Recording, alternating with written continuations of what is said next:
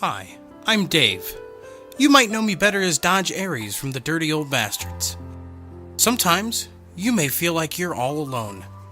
Maybe you feel like you're the only person left in the world. Don't let those feelings get the better of you. More specifically, don't let those feelings get you arrested and banned from the subway for life. Remember, bastards, nobody wants to see you jerking off on a subway platform, or anywhere else for that matter. Respect for others.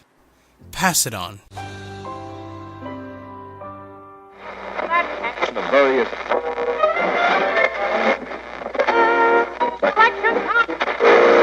Good evening, bastards! This is your hostess with the mostest, Dave, better known as Dodge Aries, and you're listening to the Bastardcast on DOB Radio. With me today is my beautiful, sexy, and probably intoxicated co-host, Lionel, better known to you all as Mixmaster MoodElevator. How are you tonight, Moody? Hey there, you sexy bastard. Well, today on the Bastardcast, we'll be having some special mystery guests in the DOB Radio virtual studio, talking about today's topics of discussion. First, we'll be talking about raging in multiplayer games, and then, with all of the new games and consoles being released in the next few months, pre-ordering. To pre-order or not to pre-order? And what's your take on midnight releases? But first, we'd like to kick off today's Bastardcast with the news. Hi, I'm MoodElevator, and welcome to the Bastardcast. Some of you may know me, many of you may not, and you're probably better off that way. We're filling in the shoes for the previous podcast, the What the Fuck Cast, the last release being in July 2013. I believe they had 19 episodes. Got to give plenty of recognition to the former podcasters. But as they are no longer with us, myself and Dodge Aries will be taking up the reins. We look forward to regularly drowning your eardrums in ejaculate in a variety of creatively deafening ways. Our aim is first to discuss all things DOB and video gaming in general, make some relevant knuckle-biting announcements, and secondly, to blather our backwards thoughts back and forth over a topic possibly worthy of mention. And don't worry, all you sexy, seething, stealthy sex offenders, there will be plenty of laughs in between. And in other news, upcoming releases, Battlefield 4, the new iteration in the Battlefield series. It's been a 2-year wait, bastards, but now October 29th for you US bastards, and October 31st for those in the UK. We'll be seeing another Battlefield. We're all real excited about that. Also, Call of Duty Ghosts will drop on November the 5th, the PS4 coming out on November the 15th, and of course the Xbox One, or the X-Bone as I like to call it, has not been formally announced its release date yet, but is expected sometime after the first of the year. Of course, that means we are recruiting immediately for all new games, so make sure to get on the website and vote regularly, and keep those FNGs coming in through the top 100 clans. Giggity. And we found that many bastards who previously had left us have been making their return, and bringing with them mounds and mounds and mounds of filthy, filthy, filthy cum rags. Just stinky. Standing up on their own in the corner. All stuck together. All stuck Some are together. collecting a bit of mold now. The release of Grand Theft Auto 5 and subsequent launch of GTA Online has brought about some very active secondary gaming, especially on PS3. If you'd like to join the DOB GTA Online crew, there is a message in the PS3 forums with a link to the crew's social club website. Also, there's an extremely active WhatsApp set up for the game. Just contact Murphy in-game for more information or to join. And on to open staff positions. We are currently accepting applications for media director, lead recruiter, training director, and several media staff positions such as graphic designers, video editors, and staff writers. You can get more details about these positions by visiting the website dirtyoldbastards.net and clicking on news. There's a very lengthy post there by none other than Moody McMoodElevator. Or you can reach out to a staff member on TeamSpeak or Skype, or of course in between games on your particular console. Oh, what are you saying? So that's it for the news. Next up on the Bastardcast, we'll be having a discussion with some very, very special guests, but a few things notably, a very sensitive subject to many, many gamers. rage. Fucking lag!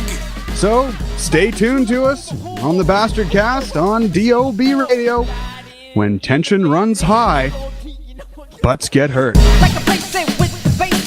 What's up, my nephews? Are you feeling left out and totally whack because all of your friends have cool accents? Feeling a little white? Then you need Accent Chewing Gum. Accent is no normal chewing gum. Accent takes you to the street. Just pop in a piece and see what we mean.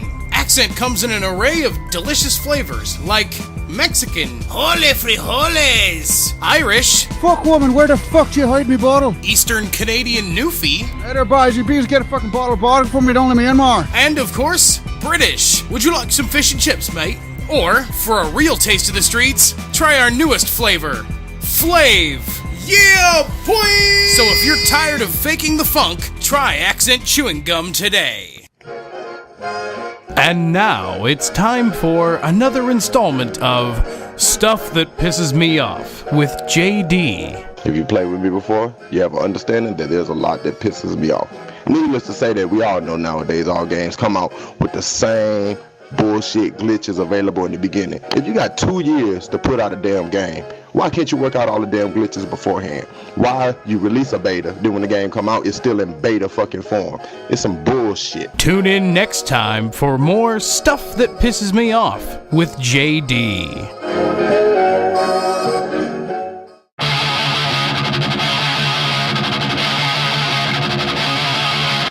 Hi, and welcome back to Bastardcast on DOB Radio. I'm MoodElevator yet again. Joining us now is Murphy, the platform director for Battlefield 3 PS3, Minecraft on PC, also the server host for Minecraft on PC, and he is also the head of the DOB GTA Online crew. Hello. And a 3-term U.S. senator, etc., etc. Listen to that fucking resume, right? Oh, baby. You know it. And in fact, you know, the government shutdown, all me. Pulled it off by myself.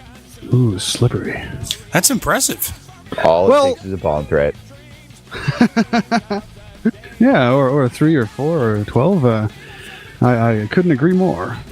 So, without further ado, we'll go into our official topic of discussion, at least the first one, raging and online video gaming. The amount of electronics that have been severely damaged, the amount of blood vessels that have been burst, probably impossible to count. But I think we're all familiar with this, and we probably all have our own opinions and maybe even experiences with it, and I'm certainly aware that I do.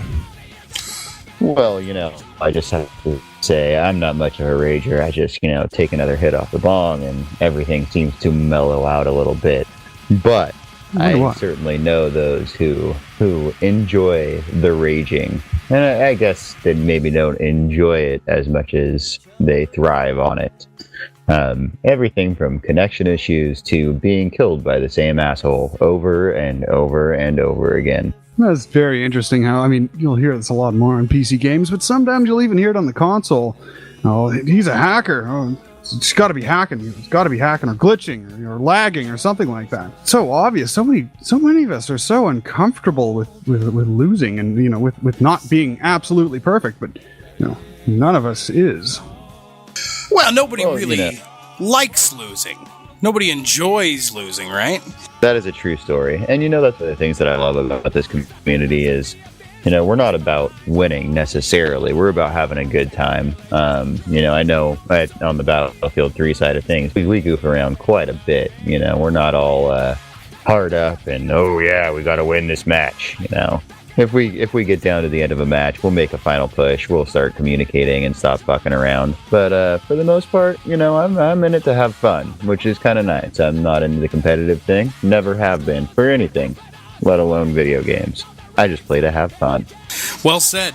I always enjoyed that about our communities. That especially I remember playing Call of Duty, which for me that was a big rage trigger for me. I ended up having to switch games just because I was it was a little, maybe too fast paced for me. I'm not sure what it was, but I would rage a lot playing Call of Duty, and I found when I got into Battlefield, it was definitely the community is definitely less about the kill-death ratio, which people in our community, our gaming clan, where we don't really care a whole lot about kill-death ratio, but just the community at whole seems to care a lot more about it than the Call of Duty side. Yeah, and I was just going to say, Call of Duty is, small maps, running around, you're shooting as fast as you can, shooting, walking around corners, things like that. If you pull that same kind of stuff in Battlefield, you're going to die real quick. And Battlefield is much more objective-based, whether that's rush or conquest or whatever. You have a place that you're going to capture that objective or plant bomb, and you're going to move on to the next objective. So it brings a lot more strategy into it, instead of, worrying about, all the other crap that's going on. You just do your thing. So that's my take on that. Yeah, I find it so interesting how people working probably regular hour day jobs, if not more hours than that. And you come onto a video game and an online shooter or whatever else one could possibly rage in, and you're looking to enjoy yourself. You're looking to have a good time in that. Yet, there's some people who consistently will just come on and flip out, and it's like you're trying to play a video game, in theory, to alleviate your stress, not amplify it. And it seems like a lot of people aren't really aware that it can be a stress reliever. They don't even address that. I'm certainly not a rager in any regard. I actually, to a certain extent, I enjoy when I'm playing a online multiplayer shooter like Battlefield or something like that, and I'm on the losing team. I find it to be more of a challenge. I find it to be much more interesting. It's fun to be dominating and to be racking in a huge amount of kills and points and that, and just being able to just shoot the shit and do whatever because you're going to be winning either way. But it's just not as much of a challenge, and I think the challenge is pretty important to replay value. Yeah, I would agree with that. If you jump into a random server and you're on the losing side with a couple buddies, you can easily turn the tide. I definitely do it. I see it done on a at least weekly basis in DOB. We'll go into some random place and we'll be down 200 tickets when we first join, and we'll flip it around and still win the match. Have a good time doing it.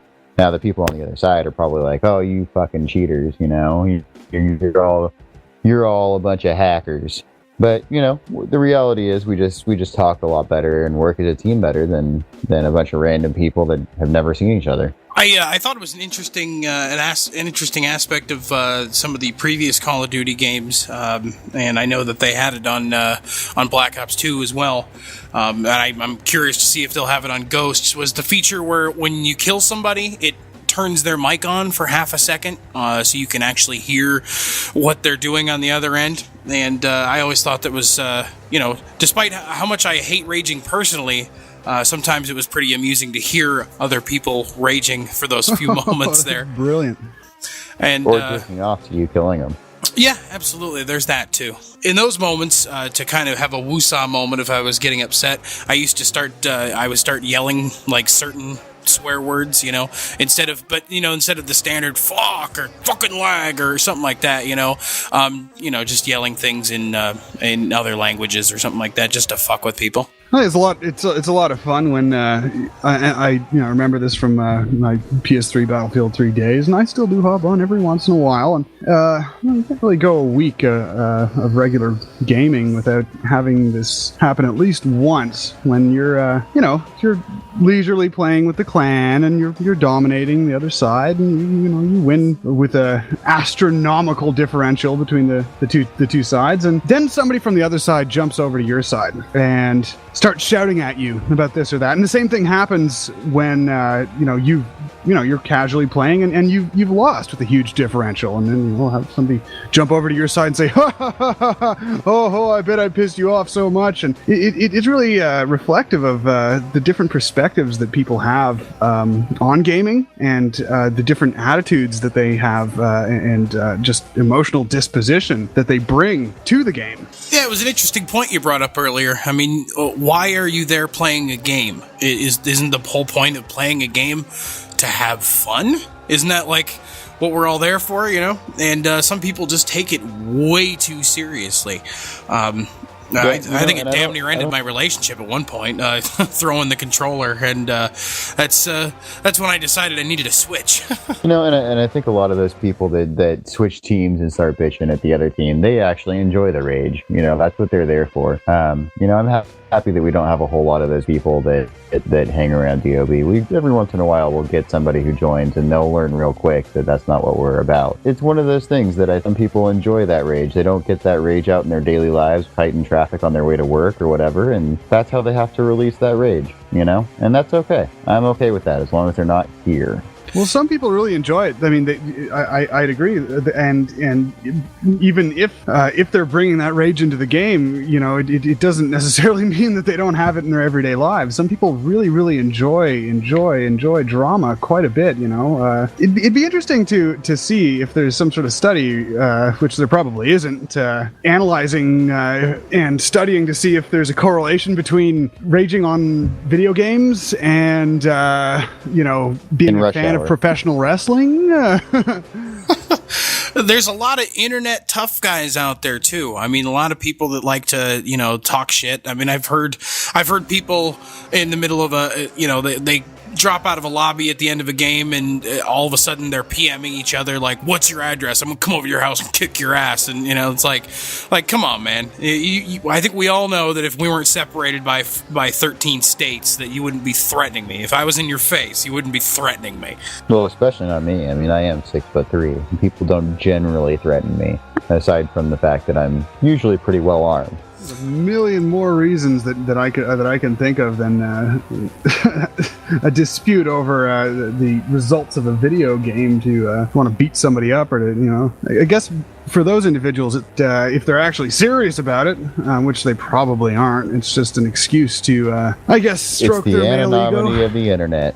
That's all it is. There's lots of reasons to kick somebody's ass that are way better than Call of Duty or Battlefield or Minecraft. I've even seen people rage on Minecraft before. It's like, really? That happens. Really? Yeah. Oh yeah. Oh, the griefing in that, yeah. He looked at me funny. I'm gonna fucking kill him. Where do you make that connection? How do you make such a giant leap? I mean, you're jumping across an ocean there. Well, and I think it comes back to I think people just enjoy it. The griefer enjoys the act of griefing, and the person who's raging enjoys the act of griefing. I know that they're genuinely upset about being griefed. But on our server we have ways around that. We have a thing called log block that will roll back that player, the griefer's attempts at griefing. So it's really not a big deal. All it needs to happen is a player needs to come to us and say, hey, this thing happened. Can you figure out who did it, why, and fix it? And we can. It's that simple. And the same thing goes with a lot of other games, such as griefing in Battlefield. I mean, or raging in Battlefield or whatever. You have someone that's a much better player than you, then set a trap for them. Set up a tugs. There's lots of ways to get around that, and it's just a matter of whether or not you want to take the effort to do it. It makes sense that people can get pissed off to a certain extent on a highly competitive title like Battlefield or Call of Duty and that, but it doesn't make very much sense as to why people grief on Minecraft. I mean, it's a game where there is no victor whatsoever. It is not competitive in any way. It is entirely creative. I think in order to really get pissed off in Minecraft, you have to be a very creative individual as well as easily enraged. That's very, very true. And coming up next, I'd like to talk a little bit about pre-ordering. With all these new titles coming out, we're going to be talking about did you pre-order, to pre-order, or not to pre-order, and also when it comes to consoles, etc. This episode of Bastardcast by DOB Radio, by the way, is brought to you by Biltco brand dehydrated water. Are you thirsty? Try Biltco brand dehydrated water. Ready in minutes. Just add water. We'll be right back here on DOB Radio. It's that smell inside the van. It's my bedsheet covered with sand. And now it's time for another installment of Stuff That Pisses Me Off with JD. I'm basically gonna tell you the stuff that pisses me off. So a couple weeks back, I'm in GameStop, and I'm sitting there with over 70,000 points in my damn game card account, or whatever the hell it is you want to call it. So I reserved BF4, and I asked the one question about, if I play it on PS3, will I be able to play it on PS4? I'm having an understanding that I'm probably going to spend $75, $65 fucking dollars again. Not to mention the fucking downloads and everything else. And I feel like that's bullshit. I'm getting raped anally, and it's very uncomfortable. Why in the hell would I want to spend that money twice for the same damn game? Tune in next time for more Stuff That Pisses Me Off with JD.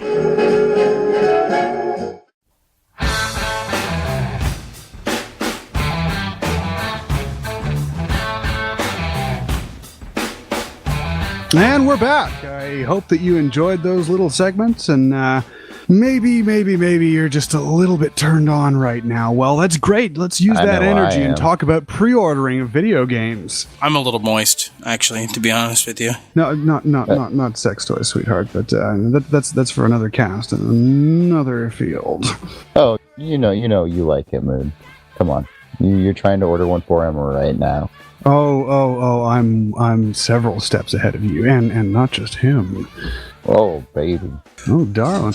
Well, pre-ordering is something that is highly promoted in the video game industry nowadays, as opposed to, say, a decade ago. There are a lot of, I think, conflicting opinions regarding pre-ordering. We've all probably done it at least once before, and usually for our most anticipated titles, we're pretty eager to get them, so we want to make sure that they're going to show up at our front door, or we're going to be able to go for the midnight release to be able to, to get our hands on the wonderful experience, or potentially wonderful, because I'm sure we've all been disappointed many times before by releases. Fucking midnight releases. Oh god.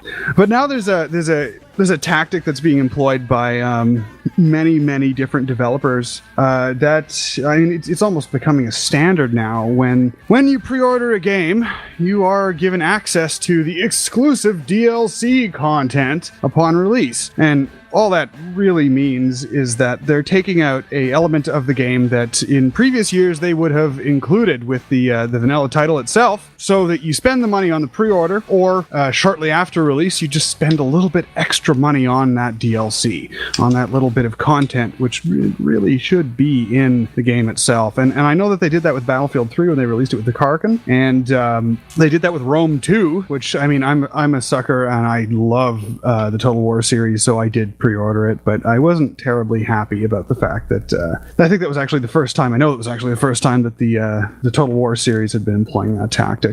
And they're doing it again, I believe, with some features of Battlefield 4. Is that correct? Yeah, with BF4, they basically the first DLC that comes out with the premium pack you get as part of the release when you pre-order it, which to me, either you're in Battlefield to play it and you're gonna buy premium anyway, or you're not in it to play it and you just want to play the single player, which who wants to play the single player? There's a single player? First-person shooter.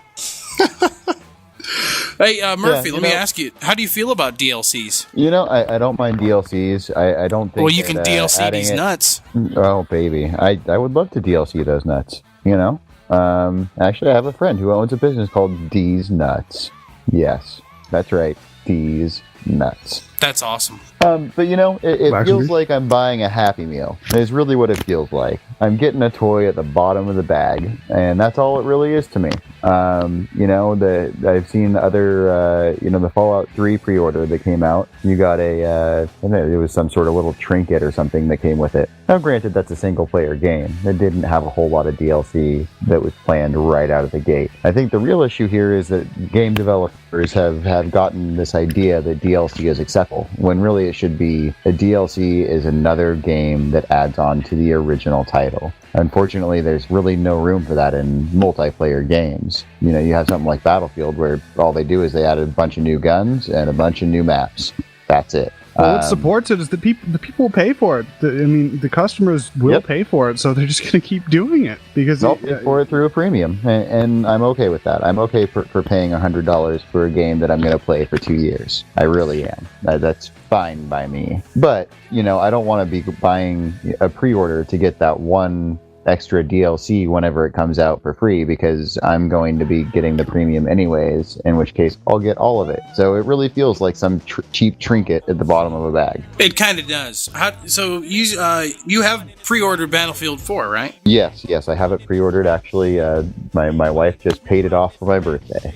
I suppose that would be one benefit to the pre-order. I mean, if you have a family member that supports your gaming habit, as it were, they can always stop in and pay a portion of it off for you. It's even better when they engage in it themselves. Yeah, that would be nice, but she's not into the whole video gaming thing. She likes it when I game because she gets some time alone. But other than that, one of those things where she knows I enjoy it, and therefore it makes her happy to see me happy. It's like throwing a chihuahua a bone, so it stops humping your leg for a little while. That's exactly what's going on. Really, she just wants the lady parts to be a little less sore, the next day. So how about you, Moody? Have you pre-ordered any of the upcoming titles? I'm considering pre-ordering Battlefield 4 for PC. I did pre-order a recently released title, the GTA 5, and I was going to buy it anyways. I was quite interested in it. I actually pre-ordered it the day before, and I got a poster out of it. I know the people that pre-ordered many months before got T-shirts and things like that, and it's a nice poster. It's nice. I wouldn't put it up on my wall, but it's you might if you were 16. There. Yeah, maybe, and if maybe I'll get a chance to give it to somebody who would actually really appreciate it. Pre-ordering it made sense to me when I was on a console, because when you pre-order, you have that benefit of, it's really $5 down at the GameStop, and then they'll put a copy of it away for you so that you know that they'll have a copy of the game. Because in the past, there have been games that have come out and they sell all of them, and then they don't have any for a few days, and then everyone else is playing it, and you can't. But now that I'm exclusively on PC, pre-ordering doesn't really seem to make a whole lot of sense for me, because I know that they're not going to run out of digital copies for me to download from their server. But and that's going to be an upcoming thing here with the new consoles as well. The Xbone and the PS4 both are going to have that ability to just order it online, download it, and it'll store all of your saved data on a cloud server. So even if you go to a friend's house who has a PS4, you can log into your account and start playing from where you left off when you left home. Which to me, it just basically says, hey, look, you don't have to buy this disc, but I'm one of those guys that I want the physical copy. So that's just me. Do you think as a whole then we're going to start to see less of the pre-ordering phenomenon? Because I just see it becoming more popular. Yeah, I don't think you're going to see less of it. If anything, I think you're going to see more of it. I'd agree. And the reason is that with digital copies, they're going to be able to add a lot more content a lot quicker. They don't have to wait for shipping. They don't have to wait for all the other stuff to go along with it. So, I think that you're going to see a lot more pre-orders coming in digital format. And it's just so that developers can make a good game. I think that they honestly put that money to good use, and they use it for upcoming titles like Battlefield 4. People who ordered premium, all that premium money went into Battlefield 4, and it's going to make it a great game. Absolutely. And we're almost running out of time here. I did want to touch on one other thing real quick, which is midnight releases. Planning on going to the midnight release, Murph? Not at all. I'm too old for that shit. I'm gonna be 29 tomorrow. Still too old for that shit. That was quite possibly one of the most disappointing moments in my life, was getting there right before midnight and being that idiot who didn't realize that you had to be there at 10 o'clock and stand outside in the cold for 2 hours in order to get... Yeah, so I didn't end up getting my copy of my game until 1:30 in the morning, and then I get home, and of course the servers were all lagged down, and I couldn't even join a fucking game. Yep, the last midnight release I went to was Star Wars The Phantom Menace. That was the last one. I will never do it again. Well, that was quite some time ago. Yes, it was. I must say, I'm not going to ever... I did go to the Fallout 3 release at midnight. That's right. But I was the only person there. Yeah, I was the only person there. I got in and out in about 2.5 minutes. Probably would have been just as good to go the next day, but you got to play it that night, so that's pretty great. Yeah, it worked out pretty well. I must say that midnight releases have their appeal to certain people. I think once again, going to digital content you're going to see a lot more people really going after that midnight release because they can do it at home. They don't have to wait in the cold. They can just sit at home at their desk and say, I want this as soon as it comes out, and go to sleep. And the next morning when they wake up, it'll be downloaded and installed. So with that, we conclude the very first Bastardcast, Dirty Old Bastards Radio, and I think that we had a pretty great time. I'd like to say thanks to our very special and no longer secret guest, Murphy, and equally special thanks, except with a little bit extra lubrication and something else that we'll only talk about outside of the cast. I'd like to extend that to Dodge Aries, and I'm just disappointed I have to put my pants back on. Terrible job. Down with pants. Why would you ever do that? It's a topic for another discussion, another day, another cast. Thank you all for listening to us, and I certainly hope that we didn't bore you too much, and if we did, well then fuck you too bad. I will leave you with a very thought-provoking quote by Robert Bloch. Friendship is like peeing on yourself. Everyone can see it, but only you get the warm feeling that it brings.